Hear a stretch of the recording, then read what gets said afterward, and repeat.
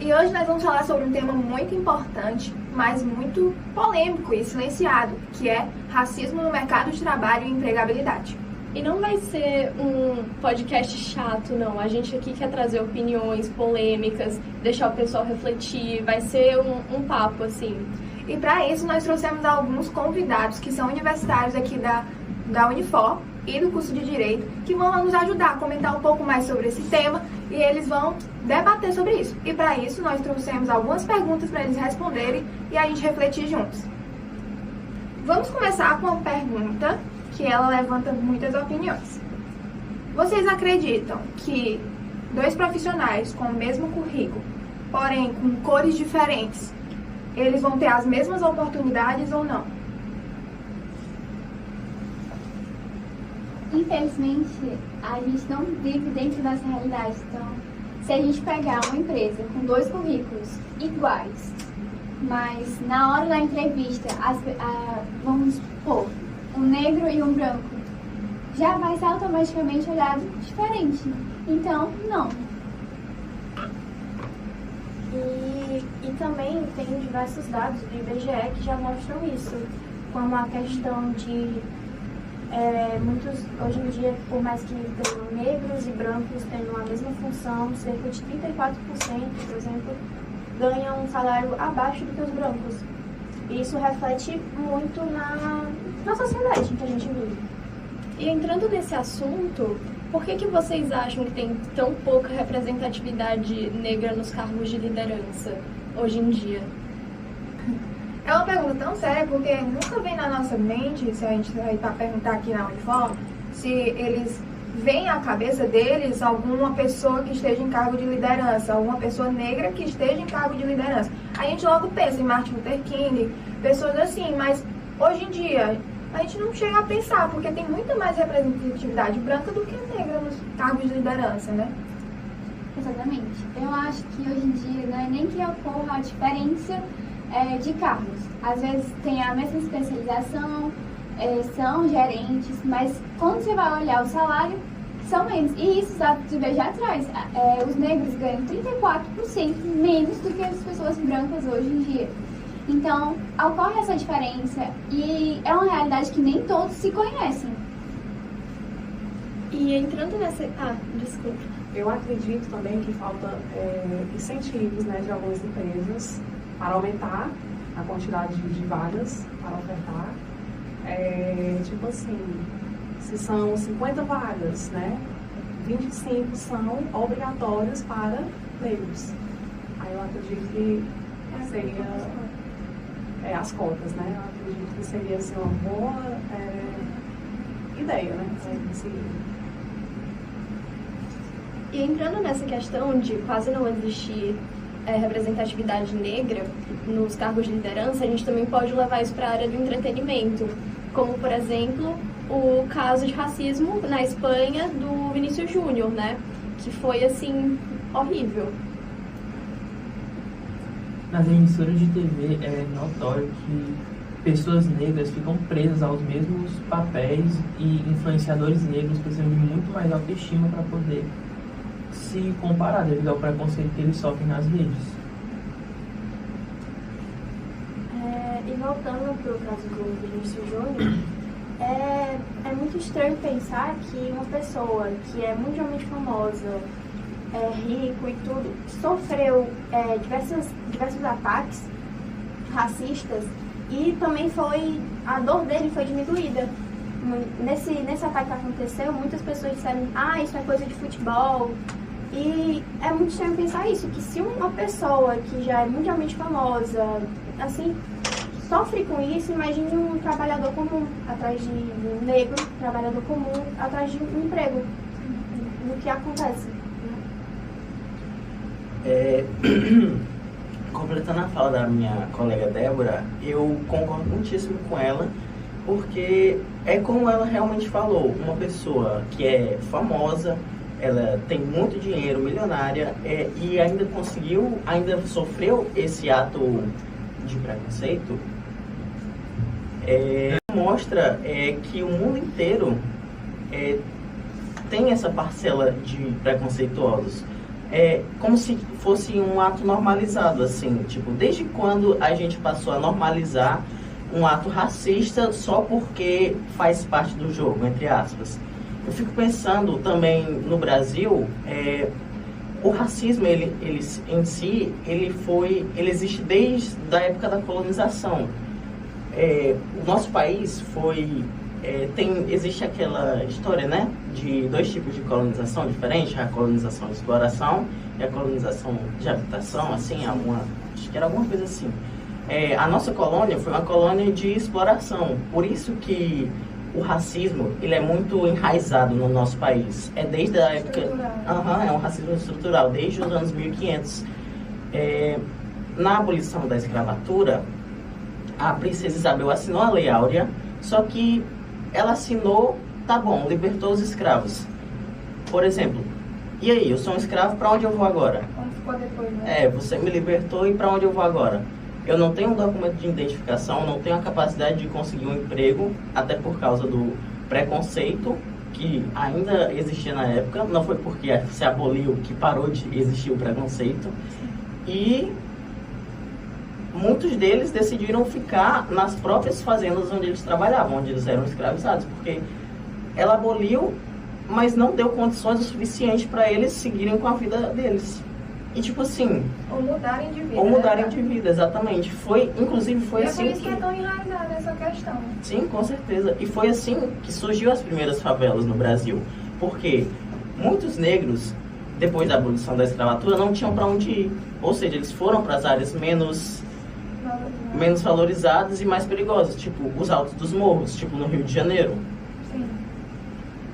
Mas agora... nós vamos para outra pergunta muito polêmica.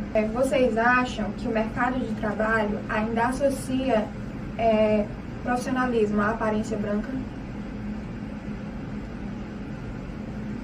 Sim, infelizmente sim.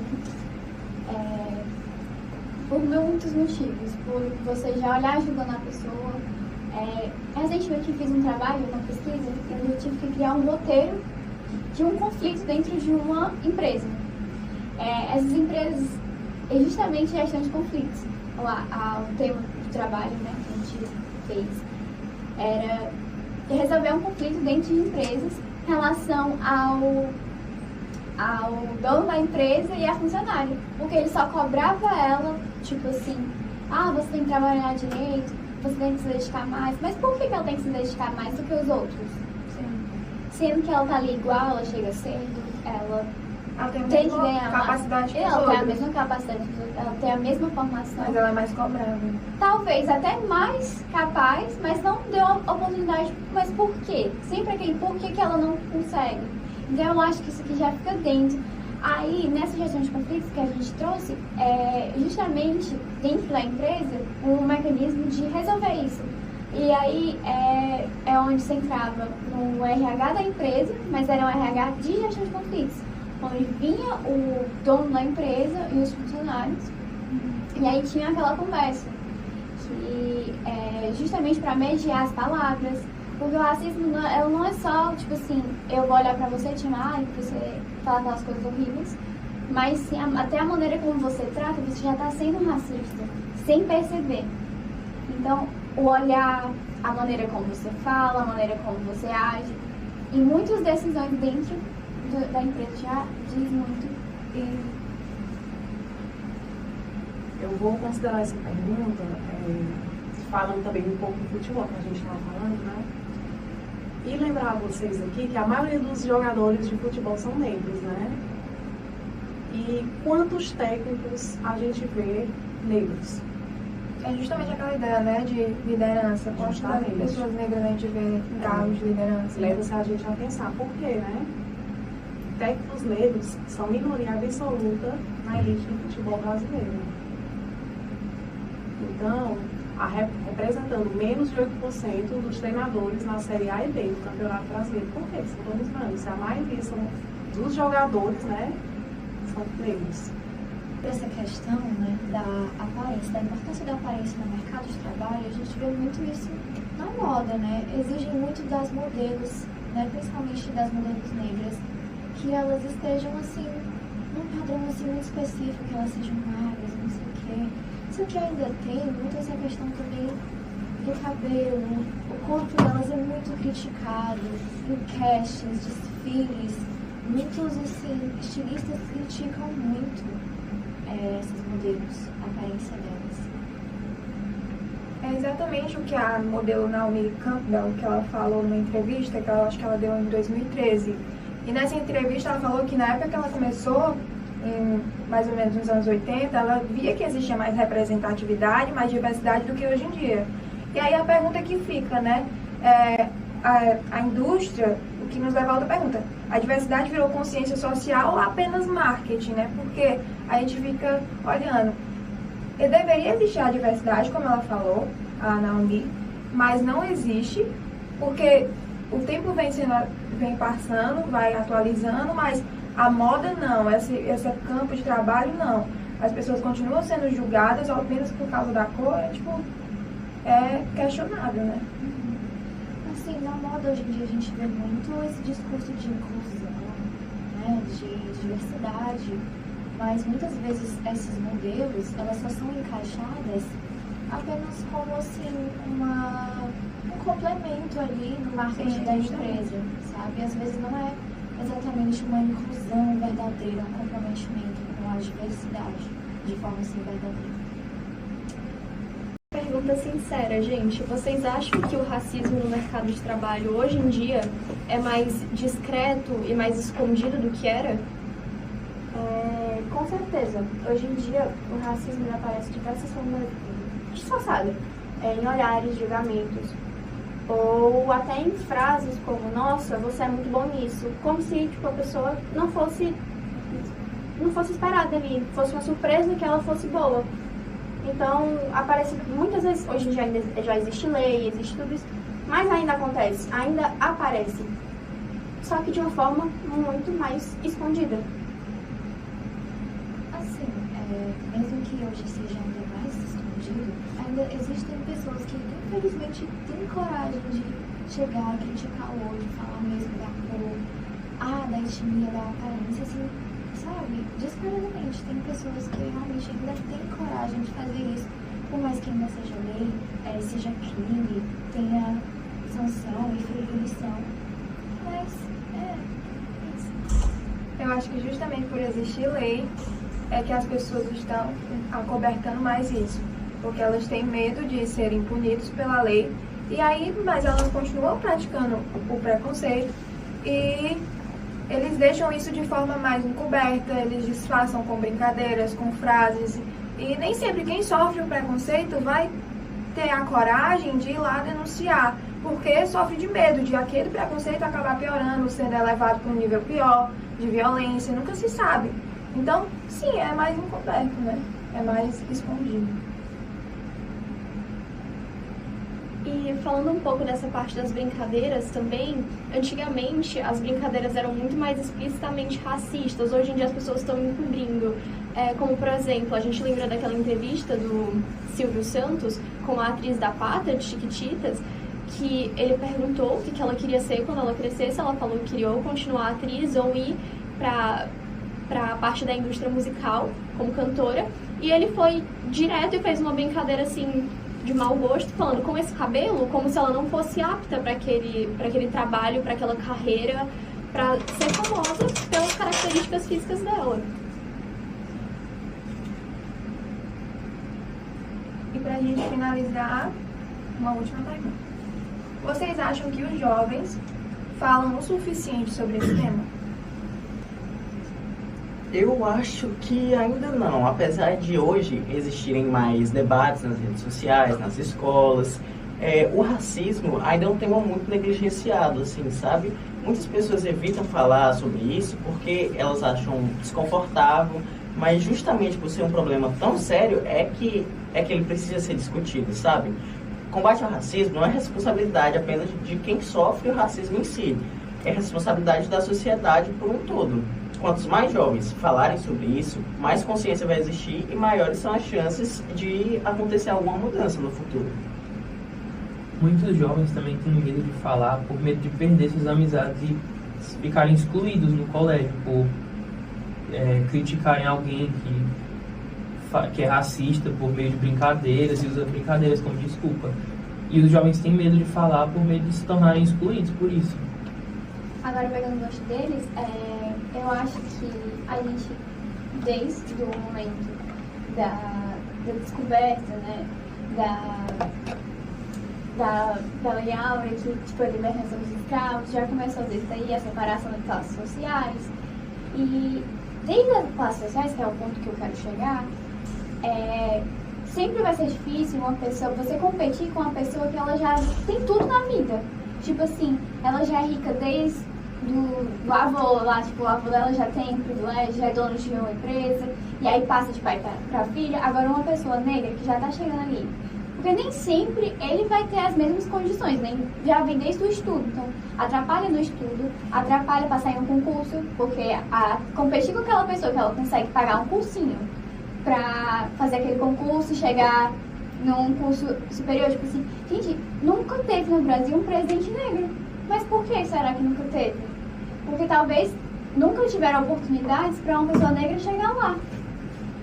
Então, os adolescentes em si não comentam justamente porque o Rafael falou, tem medo de perder a amizade, ou por achar que uma pessoa está ali sendo sua amiga só porque você sabe mais, tipo assim, sabe mais que eu digo assim, privilégios do estudo. Eu já nasci mais inteligente, aí aquela pessoa chegou em mim, encostou, mas eu não quero, só tenho ela como amiga. Aí se eu também não ajudar ela, eu vou perder.